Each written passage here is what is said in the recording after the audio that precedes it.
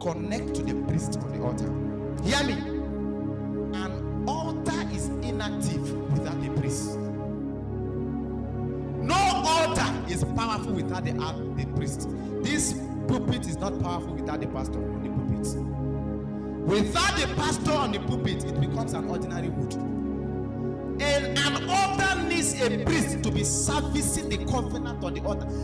That thing that makes an altar was given to the priest that was sent to that altar, and he alone can be reactivating the power on that altar. A church is inactive without a pastor. Can you call a place a church without an pastor? A school needs a principal, true of us. University needs vice chancellors, true of us. A government needs a governor, true of us. A nation needs a president, true of us, or prime ministers, depending on the system of government they are operating. A church needs what? A pastor. An altar needs what? A priest. A home needs what? A man. Just like a home, somebody can enter and attack children without a father figure. That is how an altar is inactive without a priest. So how do you make the altar active? Well, now, have I told you how to make the altar active? Connect to church activities and all the rest. Now, you don't completely make the altar active for yourself if you don't connect to the priest. The question now is, how do I connect to the priest on the altar? Why didn't Balak, let me ask this question, why didn't Balak set up an altar to curse the children of Israel by himself? Why did he need Balaam? Why?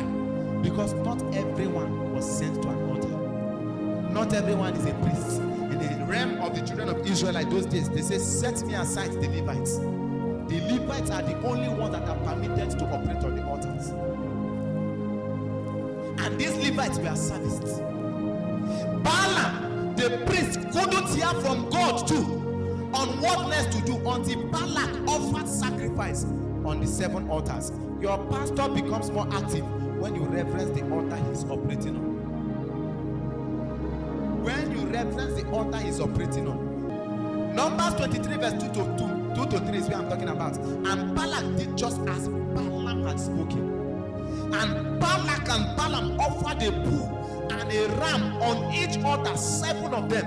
Then Balaam said to Balak, stand by your burnt offering and I will go. Perhaps the Lord will come to meet me, and whatever he shows me I will tell you. So he went to a desolate place. He told him, stand by your sacrifice. Many of you, I want to ask questions now. What are you standing by on this altar? Say, God, because of this. God, because of this sacrifice. And I remember I told you from the beginning, you no longer need blood on the altar. Jesus was the last blood that was spilled on the altar.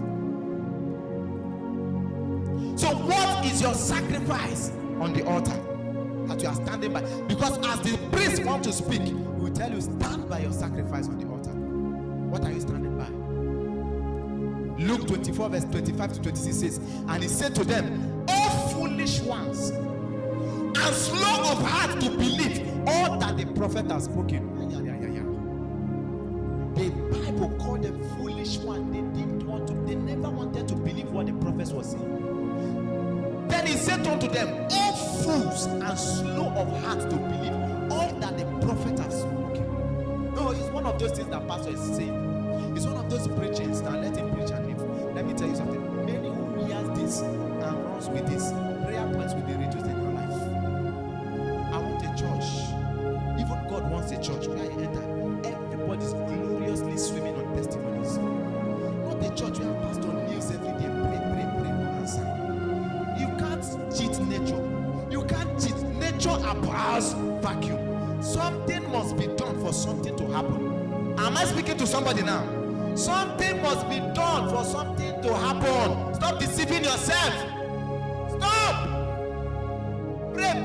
It's not happening. You have to push the finger of the clock if the time is not moving. You have to push it by force so that it will move. Every priest must be serviced for their labor to yield result. No one goes to a juju priest empty-handed, but people go to pastor empty-handed. God forbid, let's say that the problem anyone is facing now is only a juju priest that can cure it. God forbid. Say the truth to yourself. Will you go to that juju priest empty-handed? You you don't have money at all, at least you buy dry change. True of us. You come to the altar to harass God. What do you lay on his altar? You harass God. You threaten. If you look at God in heaven and you are threatening God, God, if you don't do this thing, you remain for you to tell God you will deal with him. What are you doing now? He said, prove me now. What are you proving God with? Oh, I don't have it yet. Yes, you don't have it yet, but there is something